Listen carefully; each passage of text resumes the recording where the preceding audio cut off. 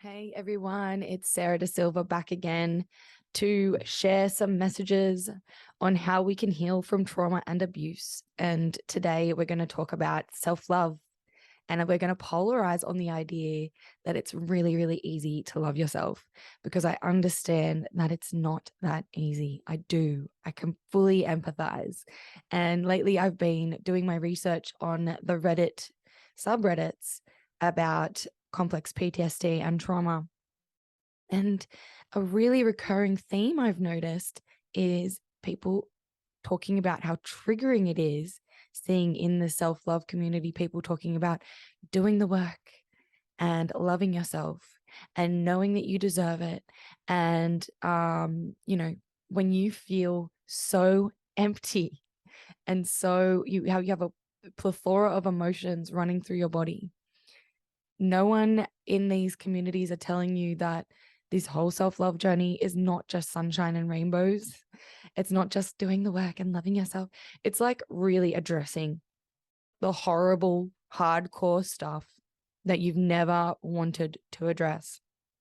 And that is really scary and really, really hard, especially when you have experienced complex trauma over years. Now, I'm being really serious with my voice, because I want you to know that even if you're part of this YouTube page as an old subscriber, that's something that I used to talk about all the time, how I was actually a self-love coach, and I was telling my clients and everyone how important it was to love themselves. Now, that's great, and that's all well and good, and I think it's really important to have a self-love journey and to be working on your self-love over time. And that's something that I almost loved and enjoyed so much that I bypassed the reality of it, which is that it's going to be a dark journey almost. It's going to be a dark journey of addressing the things that you've never wanted to look at inside of you, your flaws, your deepest insecurities, your vulnerabilities, the trauma, the abuse, whatever you may have experienced as part of your childhood or growing up, or even recent events in your life. The self-love journey is to address that stuff and learn to accept that as part of reality. Because the reality is that the world is not a beautiful place. Sorry, the world is not a beautiful place. The self-love journey helps you to see the beautiful parts of life. The self-love journey helps you to see what you are grateful for in your life. It helps you to see life and the world in a new way, to focus upon those good parts of the world. But the reality is the world is not. There are many beautiful things, but when you are stuck in a cycle of critical trauma, where that trauma is cycling in your mind and your inner critic is telling you things like you're worthless, you're never going to have the life you want, you're never going to have anything that you want, you're stuck here, nothing is ever going to change. Well, I understand that it's hard to see anything else, because what you're really experiencing is anger. And I get it. You're angry at these people for saying it's just so easy. It is. It makes me angry too, because it's not when you've experienced complex PTSD, abuse, and trauma that has broken down your sense of identity and who you are in the world. So much so that you don't love yourself anymore, and someone else is telling you how you should feel about yourself. And their voice is ringing in your ears. So you've lost your sense of self. What now? What do you do? And how do you get out of it? What if how you feel is perpetually like attracting the wrong kind of person in? And that's the reason why you can't get out of this cycle, because that's what's happening over and over again. And sometimes we have to acknowledge that we're being gaslit in our lives sometimes by the abusers, and then these communities that are trying to bypass the reality of the experience that you're trying to go through. Then we're self-gaslighting. We're saying, I shouldn't feel like this. I should be all sunshine and rainbows. I should be grateful. I should feel happy. I should love everything and be happy, happy, happy. 24/7, because if I'm not, people are going to judge me. I can't really talk about that. That's taboo in society, talking about trauma and being vulnerable and showing myself that I was a victim once, but I'm not anymore. And I want to get out of that. That's even taboo. So in my past, in my self-love page and on that self-love journey, I was talking about all the beautiful parts of loving yourself and being in that journey, but I wasn't talking about the reality, which is maybe you've experienced childhood trauma. Maybe you're still experiencing abuse right now. And there's a whole big chunk of that journey that comes into realizing that you can get out, realizing that there's a community of people there who are willing to talk to you about your experience and help you through that. That when you get out, you're going to feel like you want to go back, that you're going to feel like you've made the wrong decision, that when you get out, you're going to start to play out these wounds in new relationships as well and not realize it for a period of time, and that it's going to take a lot of support and therapy to get through all of that big chunk of time.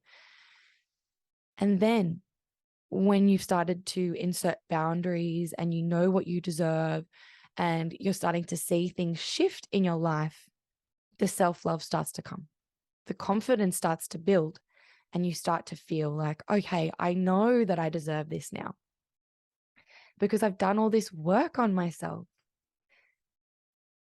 But in the bypassing, in this community of self-love and self-care and learning to love ourselves, one of the key things that we don't get taught is to know manipulation.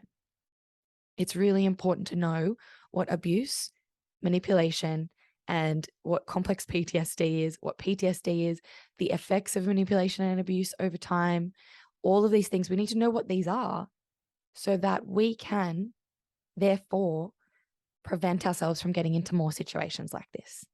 That's not to say that it was ever your fault that you got into that situation in the first place. Never. That's never, ever true. But the reality is that if we know what we're dealing with, we know much more easily how to step around these things, how to deal with them. And then once we've learned how to deal with them and step around them, we have the confidence and the self-love already there. Those things are just byproducts of the education and the work that you're doing to get out of the situations that you were once in that were keeping you in that cycle. So it's hard when the community is saying you need to see a silver lining in what you experienced. You need to see the good parts of it. And I understand that, sometimes you can't. That's okay. Sometimes you need to wallow in your self-pity just for a moment to understand what you've been through because you've never done that before. And sometimes we're not told about that either. So there's a lot of things that we kind of self-sabotage and we guilt ourselves in and shame ourselves into experiencing or not experiencing because we think that's right or wrong. And on this self-love journey, you're going to experience everything. You're going to experience every little tiny and big emotion that there is. And then when you start to do the work to change your environment, and this is the most important part in the self-love journey, we're taking ourselves out of the environment that was bypassing, and we're taking ourselves out of the environment that was perpetuating the abuse, keeping us stuck, telling us that we're not worth it, telling us that we didn't deserve it, all of those things. And then we're putting ourselves in an environment that is helping us to see the reality. When we see the reality, we kind of learn to accept it. But if we don't see the reality, we're kind of staying up here in la la land going, well, everything can be all sunshine and rainbows, but I'm not feeling it right now. So I'm just going to keep trying harder. And then if I keep trying harder and it doesn't work, then there's something wrong with me. That's not true. You're going to experience a lot on this journey. And sometimes no matter how hard you try, there's going to be big humps that you're going to find really hard to jump over. And that's why it's important to get help and support, not just from the community, but from experts and therapists who know what they're doing. because they know exactly what you're experiencing and they know how to talk you through what you're experiencing to get to the other side.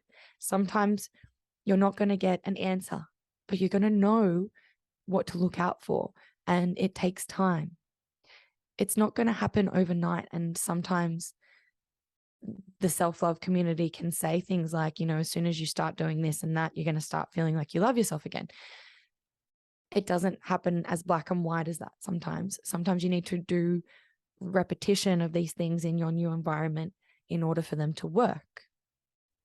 But as long as you accept the reality, you start to address the pain, you start to allow yourself to be vulnerable, and you're shifting your environment. And when people come in and you want that they're showing that they love you and care for you, allowing them to love and care for you will help you to see that you are worthy of that love as well. As long as you're putting boundaries up and ensuring that that kind of love and care is the kind of love and care you want and is good for you, but also getting the help and the support from people around you that are not biased in your situation. So people who are outside of the situation, like the community, like the therapist or the healer that you're going to, or the coach that you're going to, that can look at the situation from the outside in and help you to see, okay, maybe this is just a small hump in the journey to loving yourself, but it's not actually taking you steps back like you thought it was. This is completely normal what you're experiencing right now. And it's normal to feel shame or guilt because you're starting to feel like you love yourself and you're not giving more to others. It's normal to feel shame and guilt for saying no, for example. But when we start to accept that reality, that sometimes the self-love journey is going to feel crappy. When we start to accept that reality, that sometimes it's going to feel uncomfortable. When we accept the reality that sometimes we're going to step backwards, but not as far as where we started.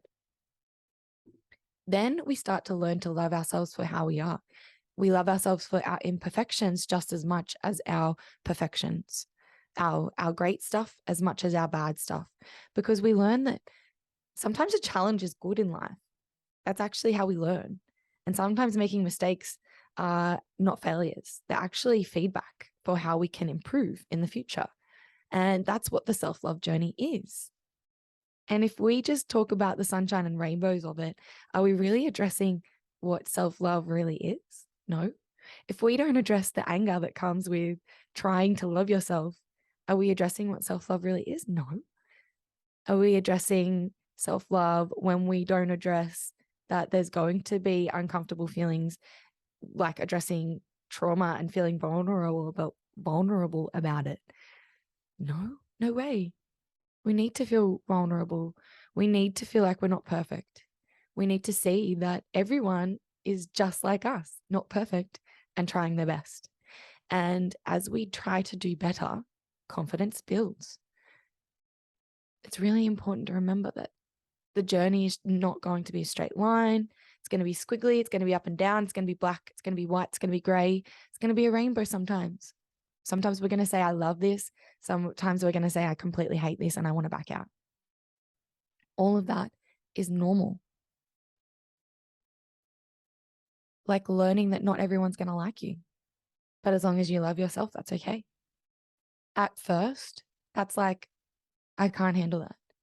Eventually, when you learn that it's okay to sit in those uncomfortable feelings like someone not liking you and you can still love yourself, confidence comes with practice. Confidence comes with action. Until you're putting yourself into those uncomfortable experiences and addressing the darkness as well as the light, it's not going to be as powerful. We can do what I did in the past and we can say it's all sunshine and rainbows and nice things, but it's not going to be as powerful. The power comes in addressing the not so nice things, the goo and the dirt and the yucky stuff. Even that, and loving ourselves still. That's where the power comes. Also, and I want you to know that if you have been a part of a narcissistic dynamic or a childhood trauma situation where you're feeling obligated to stay in a situation that you don't like to be in, and you've been told that avoiding or avoidance is bad, trust that if you are trying to avoid a situation that makes you feel uncomfortable or makes you feel bad, that is good for you. If you're trying to back away from something that feels bad for you, that is loving yourself. That means if you have a parent, or if you're in a relationship or a friendship, or you have a work colleague or boss who is treating you badly, and you have a tendency to want to fawn over them, but in reality, you want to avoid them, trust that reality. Trust the reality always. Because what we do as people pleasers and people who have experienced complex PTSD is we try to avoid the reality all the time because the reality hurts. The reality is scary. It doesn't feel nice. We want to avoid the reality, so we do things that go against what we really feel. We go and do things that are against our nature. So when you're really super tired and you get asked to work back late and you say yes when you want to say no. When you get asked to come to Christmas dinner and you know that there's going to be drama in the family and you want to avoid that situation, trust yourself. You know that that's not going to feel nice. Learn to say what you really mean. And that means not being liked sometimes. That's okay. Some people are actually going to really, really like you for speaking your mind. In fact, most people will. And those people who you don't, you can just stay wary of them. That's totally fine. You can actually back away from them too.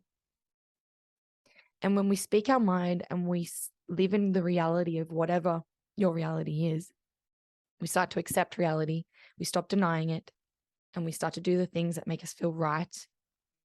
The self-love builds. Our life starts to improve. We are now making our own choices. We are now dictating how our life should be. We are now in the driver's seat, taking control. What if it doesn't work? That's totally fine. We can go back to our old positive ways and go, everything is sunshine and rainbows. It'll still work, I'm not saying that it doesn't work. Being positive works. Gratitude works. But for those people who have experienced complex PTSD, who are finding it really hard, who are experiencing any kind of mental illness, and they're like, people are telling me to do the work and love myself, and it's too hard, and I don't know, and I feel like I'm never going to feel that way. I feel you, and I understand. I get that you're angry. I get that you're feeling like your whole journey is being invalidated and that you're being told that it's going to be easy when it's actually not. Keep doing the work to change. Do what feels right to you, and the confidence and the self-love comes. Keep doing the work and getting the support you need, and the confidence and the self-love comes. Then things like gratitude, then things like positivity come like second nature. We're not actually trying to do those things anymore. We're not actually forcing ourselves to do those things anymore. We're just feeling that way. Our environment is just that way because we have done the work to make it that way. That means it's your responsibility. That means it's your work to do, but it does not mean that you're alone. It doesn't mean that you are not going to find the support that you're seeking. It doesn't mean that if it feels differently for you that it's not working. Everyone is different. And if what I'm saying doesn't vibe with you, that's totally fine. It's going to vibe with someone else. And maybe this isn't for you. Maybe it's for that person who needs it right now. And if that is triggering to you, that the world is not all sunshine and rainbows and we have to accept that reality, ask yourself, what does that mean? Does that mean I'm angry because the world isn't that way? It might mean that. Because I was. I was angry that the reality wasn't what I wanted it to be. I was angry and I wanted to keep the vulnerable parts out, mainly because I didn't want people to know what I'd been through. That was scary. It's taboo. But then when I started addressing it, I realized people still accepted me anyway. That's okay. That it's okay that we have light and darkness in us. That it's a actual reality. That we have lightness and darkness in us. That if we embrace both parts of that, maybe we will come full whole, actually, rather than being just half sunshine and rainbows. Maybe we will come full circle. So start putting yourself first. Start doing what makes you happy. Start sitting in the discomfort.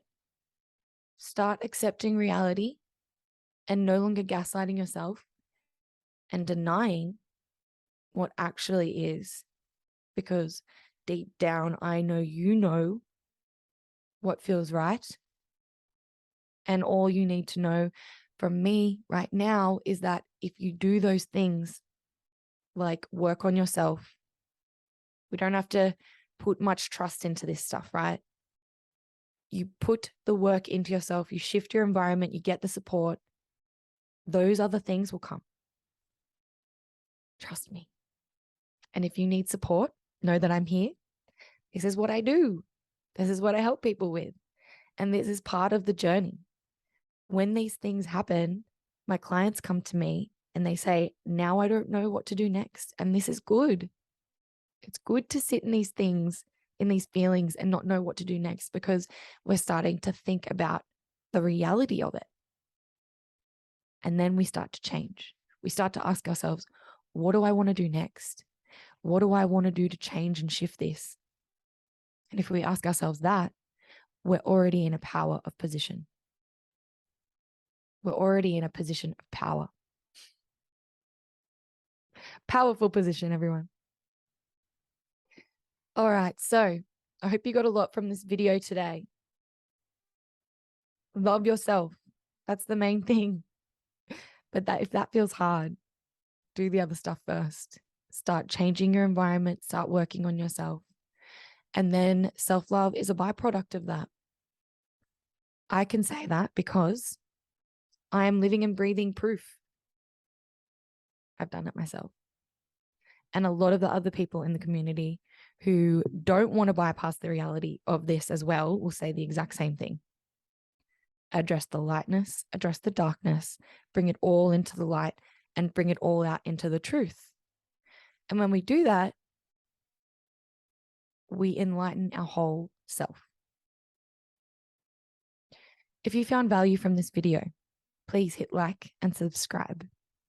And if not, I hope you have a beautiful day and enjoy these beautiful San Fran vibes behind me. I've never been there before, but it's beautiful. I upload new videos every week, so I'll speak to you all soon.